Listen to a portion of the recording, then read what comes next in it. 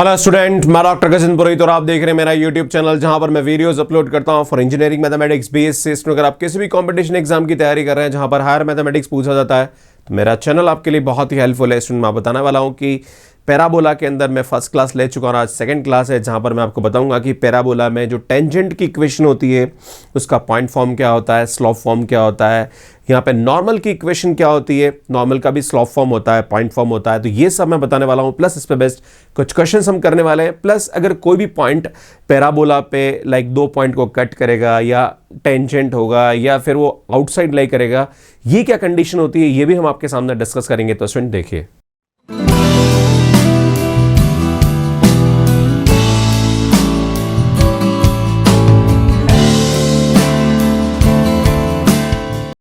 पहले बात करेंगे intersection of line and parabola. तो फर्स्ट हमारे पास y equal to mx plus c अगर कोई लाइन है और ये parabola y square equal to 4x को अगर दो पॉइंट पर इंटरसेक्ट करती है तो यहां पे जो c की वैल्यू है वो a बाई एम से क्या होनी चाहिए, छोटी होनी चाहिए। अगर इस c की वैल्यू a बाई एम से छोटी है तो यार ये इस पैराबोला को दो पॉइंट पे ये लाइन टच करती है, मतलब कट करती है। क्लियर है? अगर इसकी वैल्यू इक्वल आ जाती है, c is equal to a by m हो जाए, मतलब अगर हमारे पास यहां पे c की वैल्यू अगर a बाई एम हो जाए तो y is equal to m x plus a by m होता है, तो उस वाले केस में ये क्या होती है, इसकी टेंजेंट होती है। राइट है ना, मतलब एक पॉइंट पे टच करती है और वो उसकी क्या हो जाती है, अगर एक पॉइंट पे टच करेगी तो टेंजेंट हो जाएगी। राइट, अगर line intersect the parabola in two imaginary point, मतलब एग्जैक्टली वो कर रही रही, राइट, उस वाले केस में c क्या होगा, a बाई एम से बड़ा हो जाएगा। तो कुल मिला के c अगर a बाई एम से छोटा है तो दो पॉइंट पे कट करेगा, बराबर है तो एक पॉइंट पे कट करेगा, और बड़ा है तो एक भी पॉइंट पे कट नहीं करेगा। राइट, तो ये कंडीशन हम यहां पे इजीली चेक कर सकते हैं।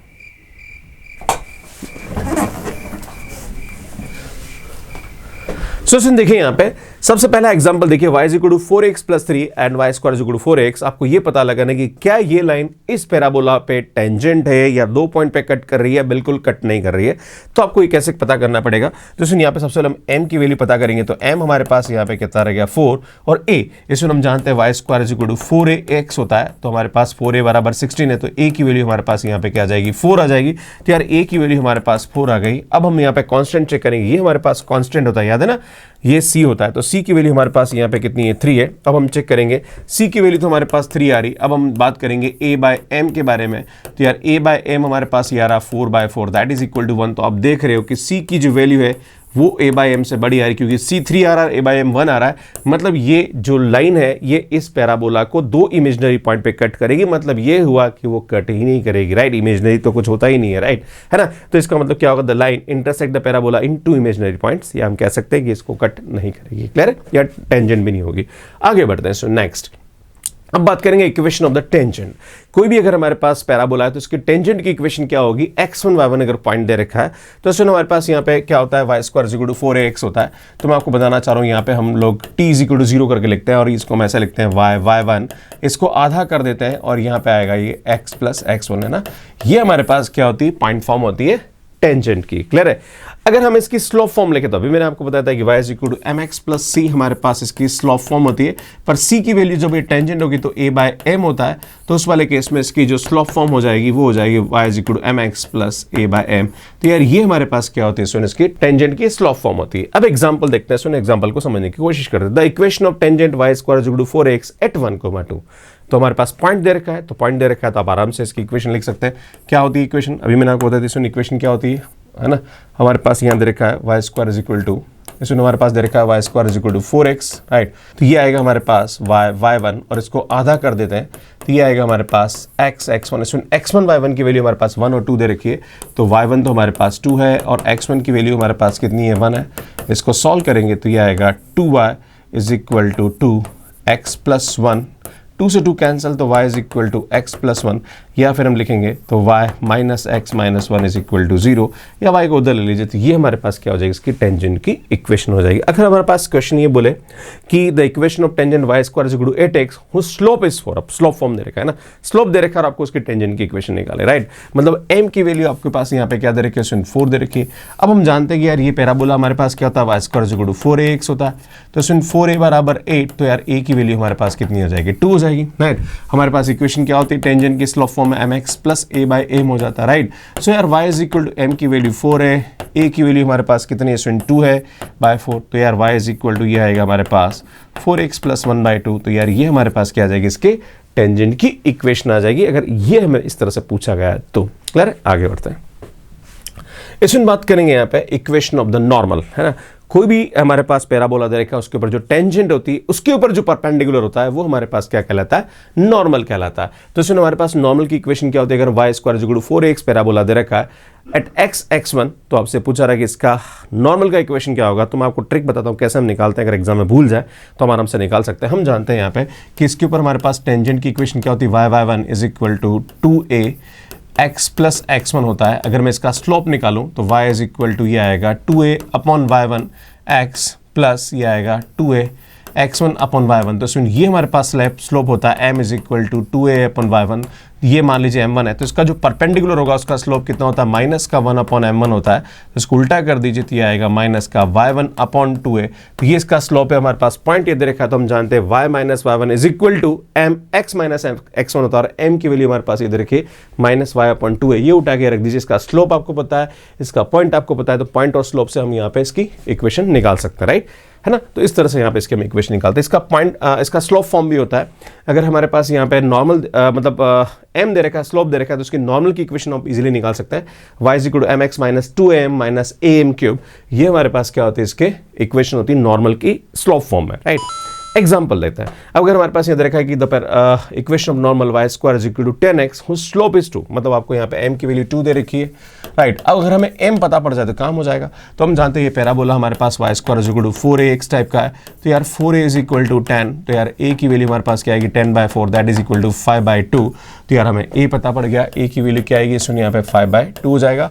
हम जानते हैं इसकी नॉर्मल की इक्वेशन क्या होती है, y is equal to minus का y is equal to mx minus का am मतलब 2am माइनस का am क्यूब, ये हमारे पास इसकी इक्वेशन होती है। तो y is equal to m की वैल्यू हमारे पास 2x आ जाएगी माइनस का 2 इंटू ये आ जाएगा हमारे पास 5 बाई 2 इंटू 2 माइनस का a की वैल्यू हमारे पास 5 बाई 2 है, और इसका क्यूब दैट इज 2 क्यूब हो जाएगा, राइट। इसको सिंप्लीफाई करेंगे तो y is equal to 2x, 2 से 2 कैंसिल, माइनस का 2 मल्टीप्लाई भी हो रहा है यहाँ पे, तो ये 10 हो जाएगा, है ना, 10 हो जाएगा, एंड माइनस का यहाँ पे 8 है, 4 2 और माइनस का 20 हो जाएगा, राइट। तो इसको सॉल्व करेंगे तो y is equal to 2x minus 30, ये क्या होगी, इसके नॉर्मल की इक्वेशन होगी, राइट। तो इस तरह से हम यहाँ पे नॉर्मल की इक्वेशन बहुत इजीली निकाल सकते हैं। आगे बढ़ते हैं स्टूडेंट। अब आपके पास कुछ क्वेश्चंस लेते हैं। क्वेश्चन बोला था equation of tangent to the parabola y square is equal to 4x which perpendicular to the line this, है ना। आपसे बोला जा रहा कि हमारे पास एक पैराबोला दे रखा है, उस पे उसके टेंजेंट की इक्वेशन निकालनी, पर वो जो टेंजेंट है वो इसके ऊपर परपेंडिकुलर है। तो हम जानते हैं कि हमारे पास कोई भी लाइन दे रखी है तो उसके परपेंडिकुलर की इक्वेशन क्या होती है। सो यहाँ पे x और y के कोफिशिएंट को हम इंटरचेंज कर लेते हैं। So equation of perpendicular to line x plus 2y minus 3 is equal to 0 एस, इसमें यहाँ पे इसको इंटरचेंज करेंगे तो आएगा 2x, या साइन चेंज हो जाता है ना, y की जगह माइनस आ जाएगा, plus c is equal to 0। इसमें ये हमारे पास क्या होगा, इसकी इक्वेशन होगी ना। मैंने आपको बताया था, अगर आई पे जाके मेरे स्ट्रेट लाइन के वीडियोस आप देख सकते हैं जहाँ पर मैंने एक कंसेप्ट बता रखा है। इसमें क्या करेंगे, आप इसको इंटरचेंज करेंगे, 2 यहाँ आ जाएगा और इसका कोफिशिएंट यहाँ आ जाता है, और y की जगह y के आगे माइनस आ जाता है ना। और चूंकि हम यहाँ पे इक्वेशन निकाल रहे हैं तो यहाँ पे जो कांस्टेंट है वो यहाँ पे c हो जाएगा। क्लियर। अब हम जानते हैं इसको, अगर मैं थोड़ा इज्जत से लिखूँ तो y इज इक्वल टू यहाँ पे हमारे पास क्या आएगा 2x प्लस c हो जाएगा, राइट। ये हमारे पास टेंजेंट की इक्वेशन हो गई। पर हम जानते हैं कि जब भी हमारे पास कोई भी इक्वेशन दे रखी है तो उसकी जो टेंजेंट, मतलब अगर हमारे पास पैराबोला दे रखा है तो उसकी जो टेंजेंट की इक्वेशन होती है वो हमारे पास क्या होती है, y is equal to mx plus a by m होगा। तो हमें ये तो पता है कि ये 2x आ रहा, हमें यहाँ पे a बाई m की वैल्यू चाहिए। तो हम जानते हैं y square is equal to 4x है, तो हम जानते हैं y square is equal to 4ax होता। तो यार a की वैल्यू हमारे पास यहाँ पे कितनी आ रही, 1। m, इसमें m हमारे पास यहाँ पे क्या दे रखा है क्वेश्चन में, 2 दे रखा है, राइट। ये हमें पता हो गया, तो इसकी इक्वेशन हमारे पास क्या होगी, हम a बाई m निकाल लेते हैं। तो इसमें इसका जो a बाई m होगा, a की वैल्यू 1, a की वैल्यू 2, तो हमारे पास इक्वेशन क्या आएगी, y is equal to 2x plus 1 by 2 होगा, क्योंकि c की जो वैल्यू होगी वो हमारे पास क्या होगी, a बाई होगी। तो यार ये हमारे पास क्या होगी, इसकी टेंजेंट की इक्वेशन, क्योंकि हम जानते हैं कि जब भी हमारे पास कोई पैराबोला दे रखा है तो उसकी टेंजेंट की इक्वेशन ये होती है, हमें m चाहिए और m हम यहाँ से भी निकाल सकते हैं। अगर आप इसका, चूंकि इसके ऊपर परपेंडिकुलर है तो m1 m2 करके इसका m भी निकाल सकते हैं, और ये भी एक तरीका है जिससे आप इसको कर सकते हैं। क्लियर है। तो इस तरह से इस टाइप के क्वेश्चंस को हम सॉल्व करते हैं। आगे बढ़ते हैं स्टूडेंट। हमारे पास एक और एग्जांपल दे रखा है, the tangent to the parabola y square is equal to 8x makes an angle 45 degree with the line y is equal to 3x plus 5, then the equation of tangent is. देखो मैं बताना चाह रहा हूँ equation of tangent हमारे पास यहाँ पे क्या होती है यार, y is equal to mx plus a by m होती है। भैया हमें ये पता है, राइट। a हमें पता है, a हमारे पास क्या होगा, सुन y square is equal to 4ax, तो हम जानते हैं कि 4a इज इक्वल टू 8 हो जाएगा, तो यार a की वैल्यू हमारे पास क्या आ जाएगी 2। अब हमें m चाहिए, है ना, पर m हमारे पास ये दे रखा है कि जो मतलब ये जो लाइन है y is equal to 3x plus 5 से ये 45 डिग्री के एंगल में जा रहा है, राइट। तो हमारे पास एक एंगल जो दे रखा है वो मान लीजिए, हम जानते हैं कि tan theta is equal to यहाँ पे क्या होता है m1 minus m2 upon 1 plus m1 m2 होता है, राइट। ये हमारे पास फार्मूला होता है। तो tan हमारे पास यहाँ पे दे रखा है 45 डिग्री, राइट। एक का स्लोप हमें दे रखा है, ये हमारे पास y is equal to mx plus c है ना। तो सुन यहाँ पे हमारे पास m की वैल्यू 3 दे रखी है ना, तो उस वाले केस में हम यहाँ पे m3 ले लेंगे, है ना। तो एक तो हमारे पास 3 दे रखा है यहाँ पे, दूसरे का स्लोप मान लीजिए m2 है ना, तो ये आएगा 1 प्लस 3m हो जाएगा। हम जानते हैं 45 डिग्री तो 1 आ जाएगा, तो 1 इज इक्वल टू 3 माइनस इसको m2 ले लो, है ना, m2 अपॉन 1 प्लस 3m2 हो जाएगा। इसको क्रॉस मल्टीप्लाई कर दीजिए, तो 1 plus 3m2 is equal to 3 minus m2 हो जाएगा। इसमें m2 को इधर ले आओ, तो ये आएगा 4m2, ये उधर चला जाएगा तो 2 हो जाएगा। तो m2 की वैल्यू हमारे पास कितनी आ जाएगी, इसमें 2/4 दैट इज इक्वल टू 1/2। तो यार ये जो लाइन आएगी ये हमारे पास क्या आएगा 1/2 आएगा, और यही हमें m चाहिए, है ना। क्यों बोल रहा है, क्योंकि the tangent to the parabola this makes angle 45 degree with this, है ना।